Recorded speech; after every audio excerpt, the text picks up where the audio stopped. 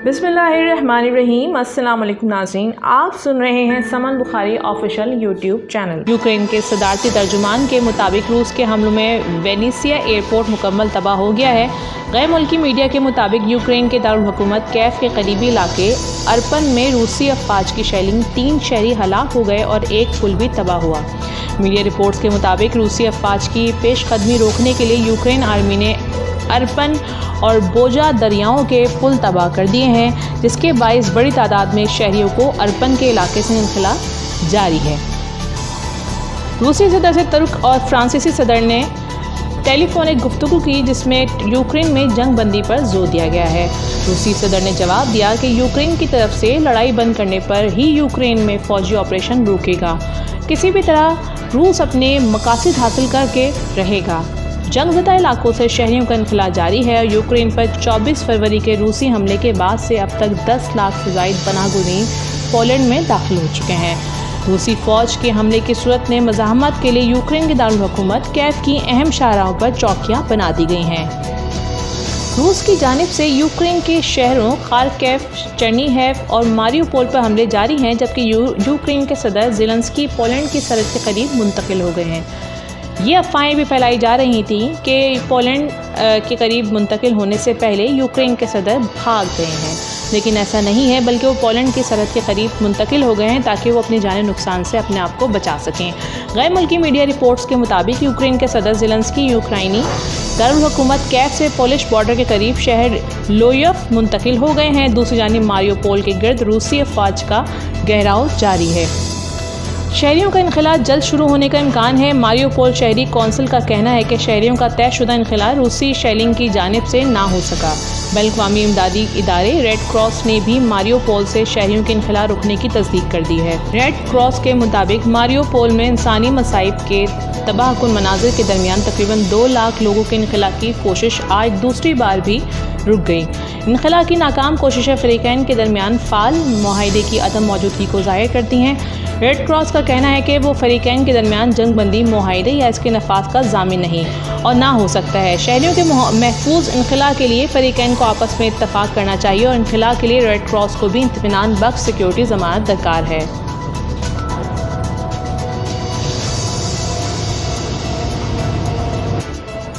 इधर रूसी सदर पुतिन का कहना है कि यूक्रेन की तरफ से लड़ाई बंद करने पर ही यूक्रेन में जारी फौजी ऑपरेशन रुकेगा। रूसी सदारती महल क्रेमलिन के मुताबिक तुर्क सदर एर्दोगान से टेलीफोनिक राब्ते में सदर पुतिन का कहना था कि यूक्रेन में फौजी ऑपरेशन मंसूबे और शेड्यूल के मुताबिक हो रहा है। रूस के यूक्रेन के शहरों खार्किव, चेर्निहिव और मारिउपोल पर हमले जारी हैं, जबकि दारुल हुकूमत कैफ में भी लड़ाई जारी है। यूक्रेन के सदारती तर्जुमान के मुताबिक रूस के हमलों में वेनेसिया एयरपोर्ट मुकम्मल तबाह हो गया है। गैर मुल्की मीडिया के मुताबिक यूक्रेन के दारुल हुकूमत कैफ के करीबी इलाके अर्पन में रूसी अफवाज की शेलिंग 3 शहरी हलाक हो गए और एक पुल भी तबाह हो गया। मीडिया रिपोर्ट्स के मुताबिक रूसी अफवाज की पेशकदमी रोकने के लिए यूक्रेन आर्मी ने अर्पन और बोजा दरियाओं के पुल तबाह कर दिए हैं, जिसके बाइस बड़ी तादाद में शहरियों का अर्पन के इलाके से इनखला जारी है। रूस से मुज़ाकरात करने वाले यूक्रेनी वफ़द के रुकन डेनिस खैरेफ को दारुल हुकूमत कैफ में गद्दारी के इल्ज़ाम में कत्ल कर दिया गया। यूक्रेनी वज़ारत दिफ़ा का कहना है कि स्पेशल ऑपरेशन के दौरान 3 रज़ाकार हलाक हुए, जिसमें डेनिस खैरेफ भी शामिल है। यूक्रेनी वज़ारत दिफ़ा ने इन्हें हीरो करार दिया। ताहम मकामी रुकन पार्लियामेंट ने यूक्रेनी सिक्योरिटी फोर्सेस पर डेनिस को गद्दारी के इल्ज़ाम में कत्ल करने का इल्ज़ाम लगाया। रिपोर्ट्स में मज़ीद कहा गया कि यूक्रेनी मुज़ाकरात कार डेनिस खलीफ को कैफ में गिरफ्तारी के दौरान कत्ल किया गया और उन्हें गद्दारी के इल्ज़ाम में मारा गया है। यूक्रेन के दिफा के लिए 3000 अमरीकियों ने यूक्रेन जाकर रूस के खिलाफ लड़ने का फैसला कर लिया है। अमरीकी नशरियाती इदारे वॉइस ऑफ अमेरिका के मुताबिक वाशिंगटन में यूक्रेनी सफारत खाने के एक एहलकार ने बताया कि 3000 अमरीकियों ने यूक्रेन जाकर लड़ने की हामी भर ली है।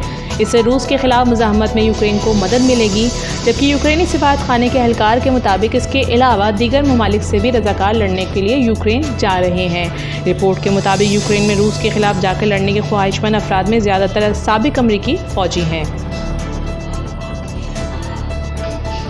ख्याल रहे कि यूक्रेनी सदर ज़ेलेंस्की ने गैर मुल्की शहरियों से अपील की है कि वो रूस के खिलाफ यूक्रेन के दिफा के लिए बनाई गई रज़ाकारों की इंटरनेशनल ब्रिगेड में शमूलियत इख्तियार कर लें। اور اس کے لیے انہوں نے عارضی طور پر ویزا پابندی بھی اٹھا لی ہے۔ یوکرین کے وزیر دفاع اولیسکی ریزنیکوف نے دعویٰ کیا ہے کہ 76,000 سے زائد یوکرینی مرد روس سے لڑنے کے لیے بین ملک سے وطن واپس لوٹ رہے ہیں۔ کئی شہروں میں روسی افواج اور یوکرین کے درمیان جنگ جاری ہے اور گزشتہ 10 روز میں 15 لاکھ سے زائد افراد یوکرین چھوڑ چکے ہیں۔